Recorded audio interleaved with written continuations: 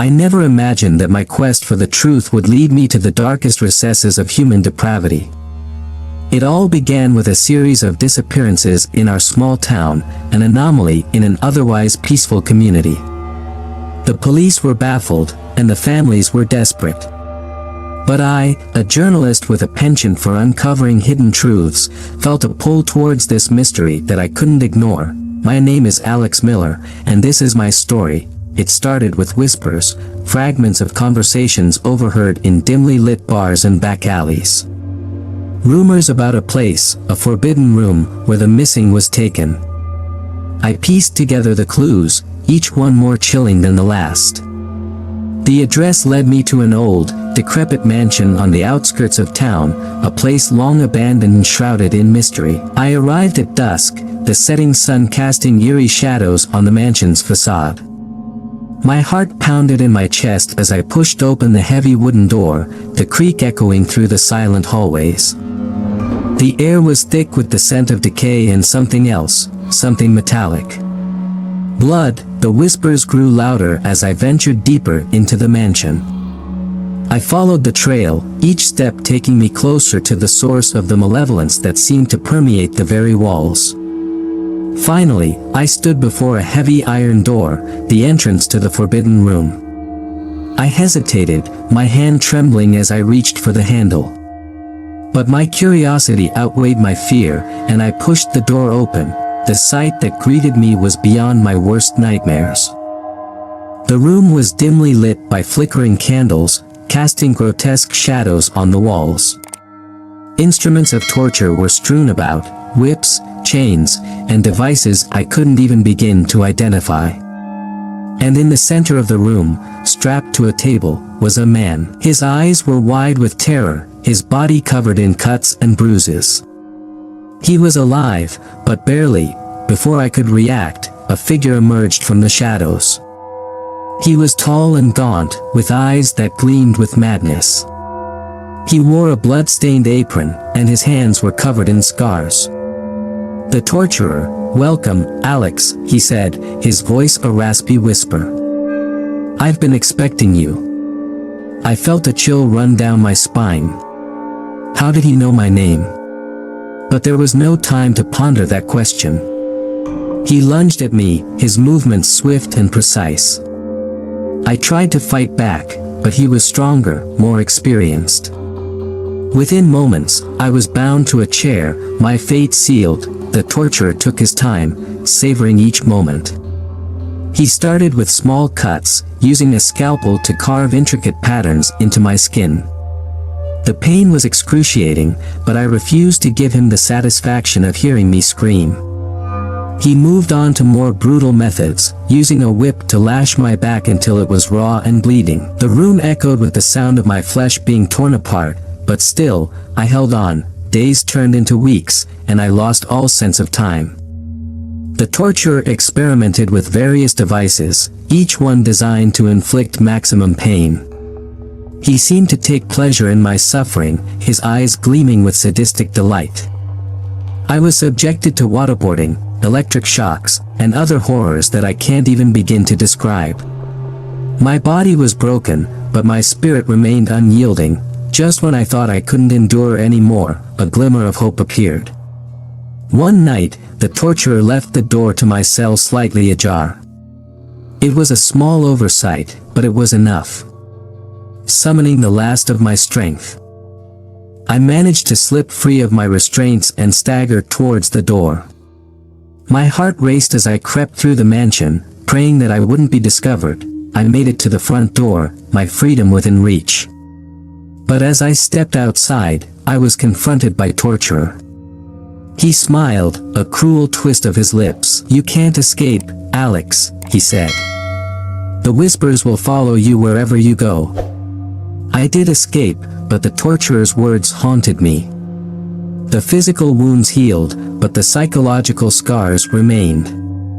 I couldn't shake the feeling that I was being watched, that the whispers were still there, lurking in the shadows. I became paranoid, distrustful of everyone around me. My once promising career as a journalist was in tatters, and I retreated into isolation, but I couldn't let it end like this. I needed to uncover the truth, to expose the horrors of the forbidden room. I spent months researching, piecing together the fragments of my memory. I discovered that the torturer was part of a secret society, a group dedicated to the pursuit of pain and suffering. They operated in the shadows, their members hidden in plain sight. Armed with this knowledge, I returned to the mansion, determined to confront the torturer and bring an end to his reign of terror. I wasn't the same person I had been when I first stepped into that house. The torture had changed me, hardened me. I was no longer afraid. The mansion was just as I remembered, a decaying monument to madness. I made my way to the forbidden room, my footsteps echoing in the silence. The torturer was waiting for me, a look of surprise on his face. "You're back," he said. "I knew you would be." I didn't respond. I attacked with a ferocity born of desperation and rage. The battle was brutal, but I emerged victorious. The torturer lay dead at my feet, his lifeless eyes staring up at me. I destroyed the mansion, burning it to the ground. The flames consumed the evidence of the horrors that had taken place within its walls. But the memories would never fade. I had uncovered the truth, but at what cost? The secrets of the forbidden room had been exposed, but the scars remained. And as I looked out at the burning ruins of the mansion, I knew that the battle was far from over. The whispers would continue, a haunting echo of the tortured souls that would never be silenced. The fire roared behind me as I walked away from the mansion, the heat searing my back. Each step felt heavier than the last, as if the weight of the horrors I had endured and witnessed were trying to drag me back. But I kept moving, determined to leave that place behind. The night air was cool and refreshing, a stark contrast to the oppressive atmosphere of the mansion. I returned to my small apartment in the heart of the town, locking the door behind me as if that simple act could keep the darkness at bay. I collapsed onto my bed, exhaustion overtaking me. Sleep came fitfully, plagued by nightmares of the torturer's cruel eyes and the screams of his victims. Days turned into weeks, and I tried to return to some semblance of normalcy. But the whispers followed me everywhere. At first, they were faint, barely perceptible over the din of everyday life. But gradually, they grew louder, more insistent. I would hear them in the rustle of leaves, in the hum of the refrigerator, in the murmur of crowds. They were the voices of the tortured souls, begging for release. I buried myself in work, hoping that distraction would silence the whispers. I wrote article after article, exposing corruption and crime in the town. My stories gained attention, and for a while, it seemed like I was making a difference. But the whispers never ceased. They grew louder, more desperate, echoing through my mind until I could barely think. Sleep became a distant memory, replaced by restless nights and vivid nightmares. I started seeing the faces of the tortured souls in the shadows, their eyes pleading for help. I knew they weren't real, but that didn't make them any less terrifying. I became paranoid, convinced that someone, or something, was watching me. I turned to alcohol, hoping it would dull the whispers and quiet the demons in my mind. But it only made things worse. The more I drank, the louder the whispers became, until they were all I could hear. My apartment became a prison, the walls closing in on me as I spiraled deeper into madness. One night, as I lay on my bed staring at the ceiling, I had a revelation.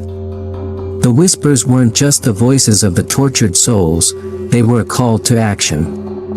They wanted me to finish what I had started, to uncover the truth about the secret society and expose their heinous deeds to the world. I knew it was a dangerous mission, but I had nothing left to lose.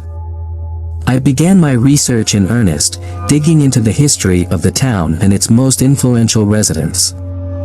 What I discovered chilled me to the bone. The secret society had been operating for decades, their members hidden among the town's elite.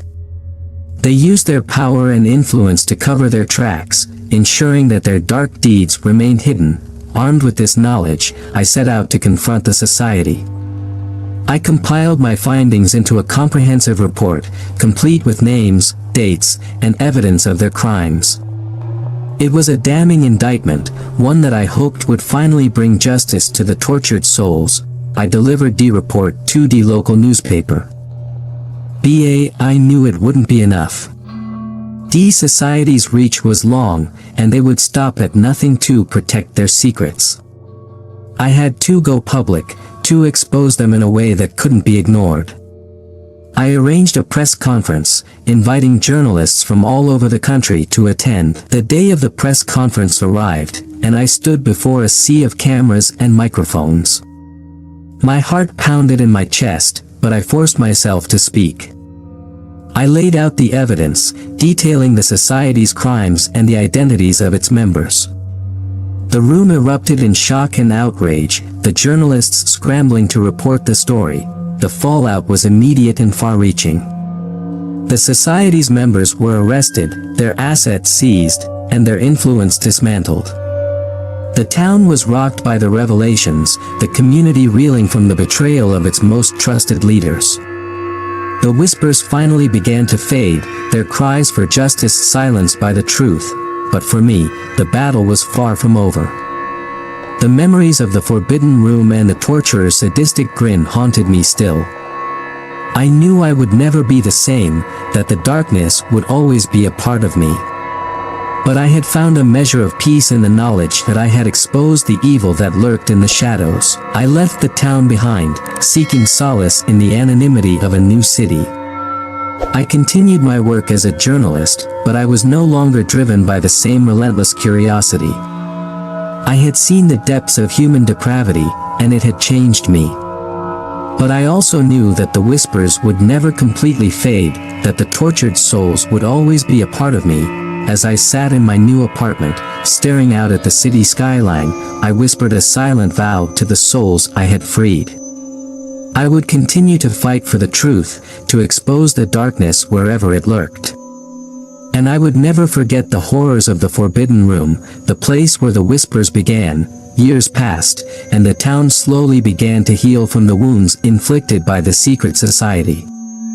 The mansion was razed to the ground, replaced by a memorial for the victims. The community came together, united in their resolve to never let such evil take root again. I left the town behind, seeking solace in the anonymity of a new city. I continued my work as a journalist, but I was no longer driven by the same relentless curiosity. I had seen the depths of human depravity, and it had changed me. But I also knew that the whispers would never completely fade, that the tortured souls would always be a part of me. As I sat in my new apartment, staring out at the city skyline, I whispered a silent vow to the souls I had freed. I would continue to fight for the truth, to expose the darkness wherever it lurked. And I would never forget the horrors of the forbidden room, the place where the whispers began. Years passed, and the town slowly began to heal from the wounds inflicted by the secret society. The mansion was razed to the ground, replaced by a memorial for the victims. The community came together, united in their resolve to never let such evil take root again. I knew I couldn't ignore the call. The secret society had been dismantled, but the torturer's legacy lived on. There were still others out there, carrying on his work in the shadows. I had to find them, to expose their evil and bring justice to the tortured souls. I packed my bags and set out on a new journey, leaving behind the relative safety of my new life. The road ahead was uncertain, filled with danger and darkness. But I was no longer afraid. The whispers had become my guide, leading me towards the truth. My investigation took me across the country, following a trail of blood and whispers.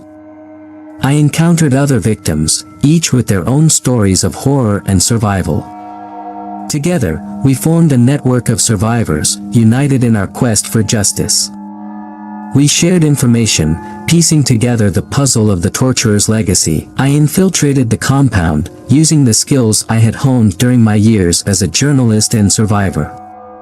The guards were ruthless, but I was driven by a determination born of desperation and rage.